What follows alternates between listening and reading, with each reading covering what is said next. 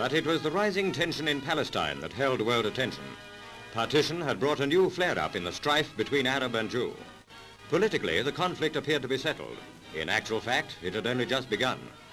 The United Nations Special... Welcome to Jim Apologetics. This is, of course, your host, Jim. Please remember to like, comment, and subscribe. Every subscription helps to grow the channel. Every like and every comment boosts the algorithm of this video.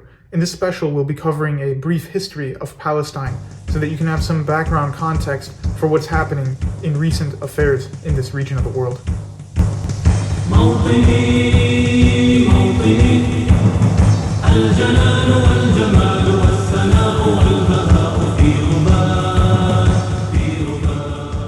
We'll begin with the First World War.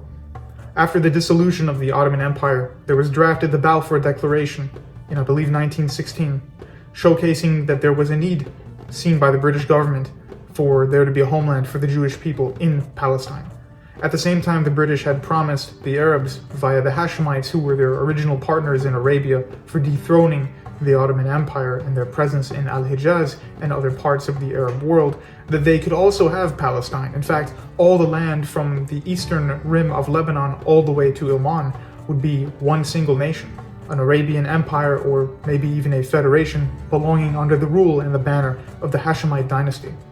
But the Hashemites were easily replaced. They were dropped in favor of the Saudis, led by Abdulaziz ibn Saud. Saud conquered all the lands that the Hashemites had gained, increasing all the way toward Iraq, and he became the primary ally of the British because he demanded far less. Although it is interesting to note that such figures such as Amin al-Rihani, who were close personal friends with Ibn Saud, thought that Ibn Saud would unite the entirety of the Arab world, at least the Asian countries of the Arab world, into a single state. Of course, that sentiment would pass after some time. Now, the British had dipped their feet into both the quandary of the Jews, and of course after the Second World War that problem only increased because there was a much stronger desire for a homeland for the Jewish people after the events of the Holocaust and the death and destruction of millions of Jews and of their communities in Central and Eastern Europe. So already tens of thousands had been in the land of Palestine since the Ottoman Empire days.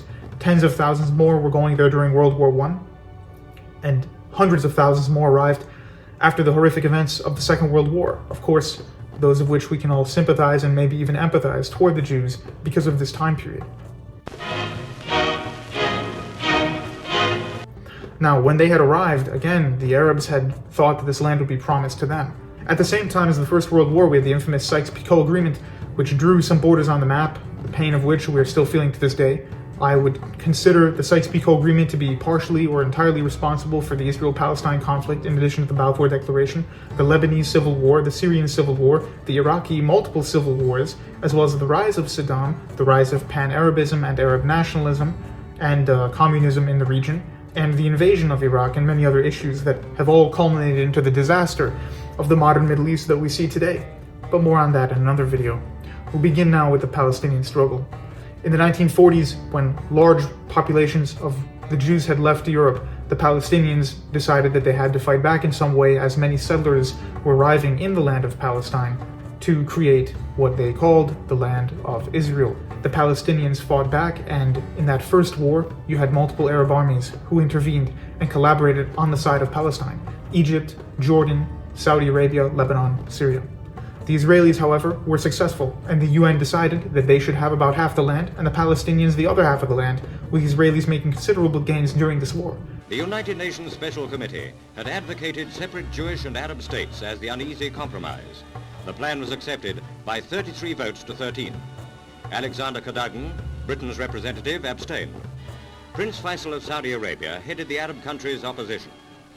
The Jewish state will include the ports of Haifa and Tel Aviv and the whole of the Negev Valley.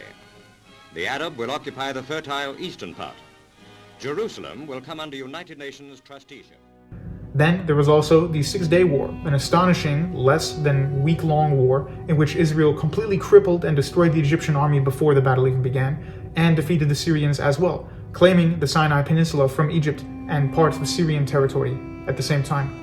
In the Yom Kippur War in the 1970s, this was the closest the Arabs ever came to defeating Israel, as the Egyptian army claimed most of the Sinai Peninsula back and was on its way to striking distance of Israel proper. So much so that many people went into underground shelters or even fled from their towns in fear of the Egyptians actually invading the state of Israel. The Syrians did not quite as well as the Egyptians, but were able to hold their ground better than in the Six-Day War. But either way, the Israelis still came out on top, and a truce and a peace treaty was signed, of course leading into the assassination of Anwar Sadat. Again, a topic for another time. What we see here is that the Israelis had settled their major wars with their Arab neighbors, and now it was just up to the Palestinians themselves and later the Lebanese. The PLO was ejected from Palestine in a great exodus when so many millions of Palestinians had entered into the state of Jordan. Jordan, of course, was the consolation state given to the Hashemites by the British after they had been thrown out of Arabia by the Saudis. The Jordanian monarchy allowed millions of Palestinians to enter the land, so much so that the majority of people from Jordan are partially or fully of Palestinian descent, and are not what we would call the East Bank natives of Jordan, which are really more northern Arabians than they are Levantines. In any event, the controversial PLO, led by Yasser Arafat, tried to assassinate the king of Jordan, and they were thrown out. They made their way then into Lebanon, and after the tense moment of the 1958 mini-civil war in Lebanon, there was still an immense amount of stress, and essentially the PLO was the straw that broke the camel's back. Now, although it is easy to put a lot of blame on the PLO, which I certainly do, and many other Christians and non-Christians from Lebanon would agree on, we also have to be historically accurate on this platform, and it is not accurate that the Palestinians caused every issue in Lebanon, because the borders of Lebanon from the beginning were monstrously misguided. We can see, quick background, that the Lebanese had existed in some small autonomous zone within the Ottoman Empire, known as the Sanjak of Mount Lebanon, or Jabal Lebanon. Now, this was an entirely Christian area, but it was entirely too small at the same time. And at the end of the First World War, some Ottoman negligence, as well as a blockade by Western powers, Britain and France, caused a mass starvation in Mount Lebanon. To prevent this from ever happening again, this horrific incident in which about a third of the population of the mountain perished, the Lebanese decided to need much more land. Now, there were some who argued to take Wadi al-Nasara, which is in the northwestern part of Syria, on the coast. And this was an area, if you know Arabic, it is called the Valley of the Christians, and it was filled with many Eastern Orthodox and Oriental Orthodox Christians. But the Maronite patriarch at the time, as well as some other Maronite leaders, decided they did not want to play second fiddle to the Orthodox, and so they chose to take the coastal north of what is now Lebanon, Baalbek, the Bekaa Valley, and the deep south of Lebanon. In one night, the population of Lebanon went from being 85 to 90% Christian, all the way till about 55% Christian. So overnight, they drastically changed the demography there, and the Maronites wanted to be the elite rulers of a mixed Muslim-Christian nation, rather than to be the underdogs in an Orthodox nation. This kind of arrogant pride would result, of course, in the tensions that we feel even today, where the Muslim population grew, the Christian population didn't necessarily shrink, but many emigrated, thus causing a loss in their population, not from birth rate, but from emigration. During the Civil War, even before the Civil War, and of course, up until this current age. So when the PLO arrived, there was already conflict over the demography of Lebanon, and about 400,000 of them entering into southern Lebanon caused a massive amount of panic and disarray. The PLO did not get along with the leading Maronite parties such as Kataib or the Phalange, who both of them clashed together multiple times. The PLO attacked some people outside of a church, and the Maronite Kataib answered back in kind, some would say far too brutally. And so, given this, the Lebanese civil war, we can say, started around this period. It should be noted that the Shia in the Lebanese villages to the south also did not like the PLO, as they saw this, just like the Christians, as a demographic replacement, seeing Sunnis taking over their areas and using their innocent homes as a launch pad to attack the Zionists to the south. In any event, the Zionists did invade in the 1980s. I believe 1982, they made their way almost to Beirut. They caused an immense amount of carnage and suffering, massacre, and indiscriminate bombing in the south, which claimed the lives of many thousands of Shia who originally wanted the Israelis to come. And so many Shia were killed, many other Lebanese were killed, and the PLO at some point was actually forcefully removed from Lebanon, only for the Syrian army to eventually lay claim to Lebanon. To close this Lebanon chapter, it must be noted that many of the Maronites did side with Israel, though they felt they had no choice in their own words, as they did not trust the Syrian Arab army or the Damascus government. And so they took the side, rather, of the Israelis. And the Israelis, of course, really reneged on their promise. They did not protect the Maronites, they did not see the Maronite issue through, and they took entirely too much land and did not unify the nation, but tried to break up the nation, which, at least in the words of Bashir Gemayel, is not at all what he wanted. Bashir Gemayel by the way, was not someone who was delusionally attached to the West. He even called out the West as a sick man with dementia who did not know his own past, glory, or identity. So this is the idea of the PLO from the Lebanese perspective.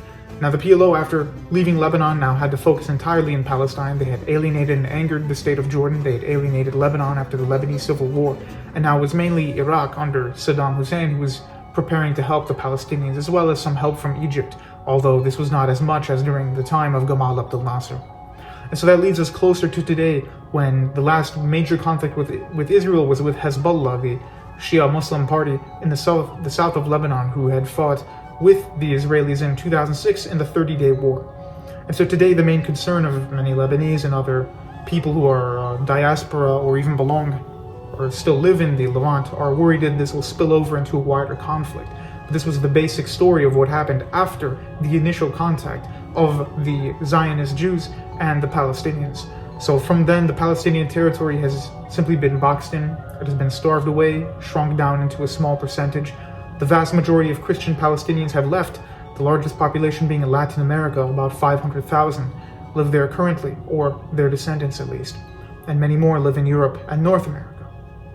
And so the Christian population was also not spared any of the brunt of the Israeli fire, as they fired upon churches, they fired upon Christian towns, and they, of course, settled in Christian towns and forced them out. In addition, the expulsion of many Palestinian Muslims from areas where they were the majority forced them now to mix into areas that were either Christian majority or Christian plurality, thus upsetting the demographic balance even more. So there is no situation where the settling of Palestine was a benefit to any of the Christians there.